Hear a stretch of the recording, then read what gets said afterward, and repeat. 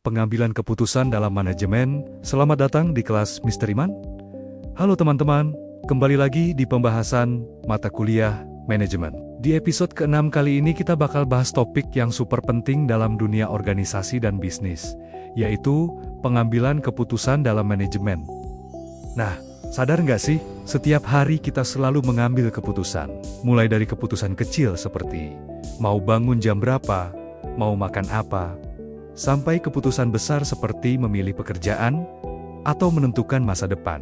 Begitu juga dalam dunia manajemen. Seorang manajer setiap hari harus mengambil keputusan yang bisa memengaruhi karyawan, tim kerja, perusahaan, bahkan keberlangsungan bisnis. Karena itu, kemampuan mengambil keputusan jadi salah satu skill paling penting dalam manajemen. Lalu, apa sebenarnya pengambilan keputusan itu? Bagaimana prosesnya? Apa saja jenis keputusan dalam manajemen? Dan apa tantangan yang sering dihadapi seorang manajer? Yuk, langsung kita bahas. Pengertian pengambilan keputusan. Oke? Pertama, kita pahami dulu pengertiannya. Pengambilan keputusan adalah proses memilih satu tindakan terbaik dari beberapa pilihan yang tersedia untuk mencapai tujuan tertentu.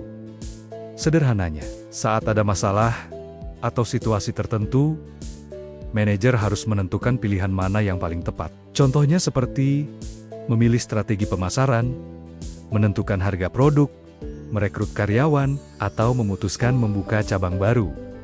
Nah, semua itu termasuk proses pengambilan keputusan. Dalam dunia manajemen, keputusan itu penting banget, karena hampir semua aktivitas perusahaan bergantung pada keputusan yang dibuat oleh manajer. Kalau keputusan yang diambil tepat, perusahaan bisa berkembang dan mencapai tujuan. Tapi, kalau salah mengambil keputusan, dampaknya bisa besar, bahkan bisa menyebabkan kerugian atau kegagalan bisnis. Jenis-jenis keputusan dalam manajemen.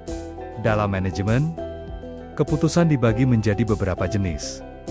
Pertama, keputusan terprogram. Keputusan terprogram adalah keputusan yang rutin dan sering terjadi. Biasanya perusahaan sudah punya aturan atau prosedur tetap untuk mengatasinya. Contohnya, jadwal kerja, aturan absensi, pemesanan stok barang, atau prosedur pelayanan pelanggan. Karena sering terjadi, keputusan ini biasanya lebih mudah dibuat. Kedua, keputusan tidak terprogram. Nah, kalau keputusan tidak terprogram biasanya bersifat baru dan belum pernah terjadi sebelumnya. Karena itu, manajer harus benar-benar berpikir dan menganalisis situasi.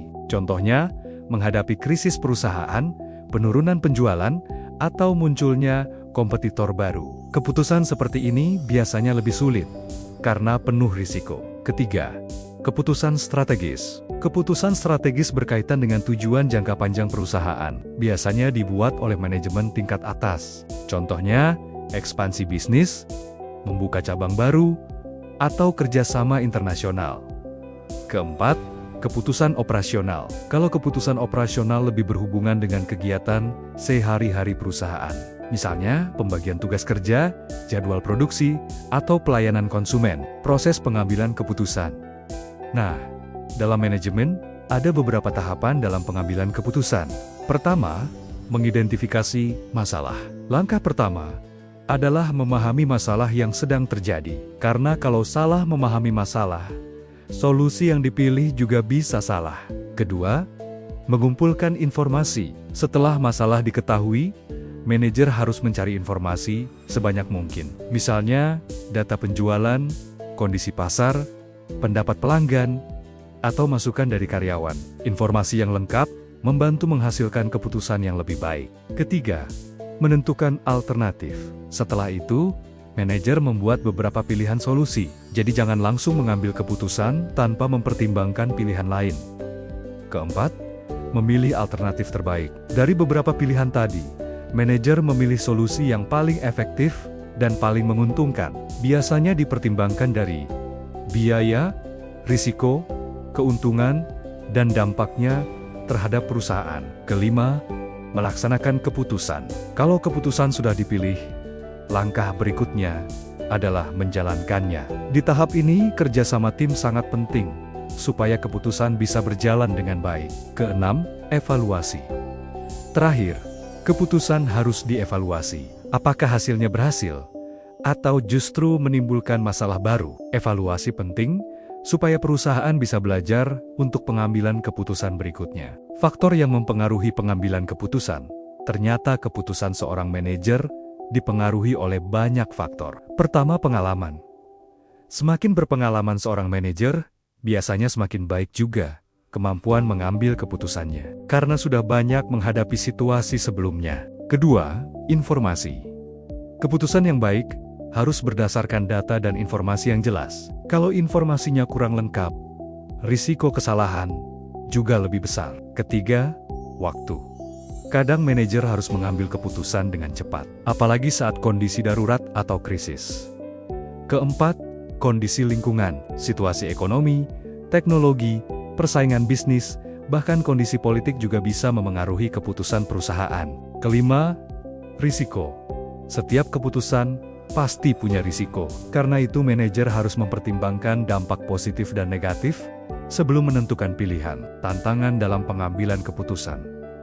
Walaupun terlihat mudah, sebenarnya mengambil keputusan itu cukup sulit. Ada banyak tantangan yang dihadapi manajer. Misalnya, informasi yang kurang lengkap, tekanan waktu, perbedaan pendapat dalam tim, atau kondisi pasar yang tidak stabil.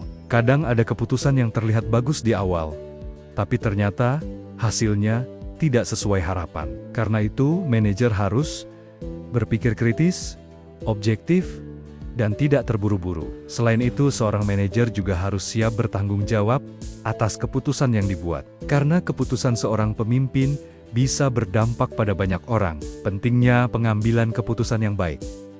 Pengambilan keputusan yang baik bisa membawa perusahaan menuju kesuksesan. Sebaliknya, keputusan yang buruk bisa menyebabkan kerugian, konflik, bahkan kegagalan bisnis. Makanya, kemampuan mengambil keputusan menjadi salah satu skill penting dalam dunia manajemen.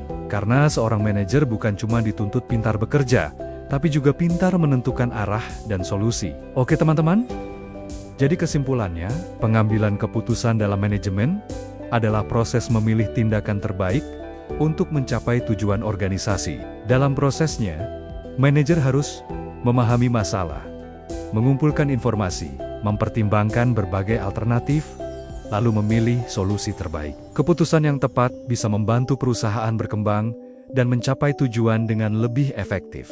Semoga pembahasan episode ke-6 ini bisa membantu teman-teman memahami pentingnya pengambilan keputusan dalam dunia manajemen. Terima kasih sudah menonton sampai akhir. Jangan lupa tetap semangat belajar, dan sampai jumpa di episode berikutnya.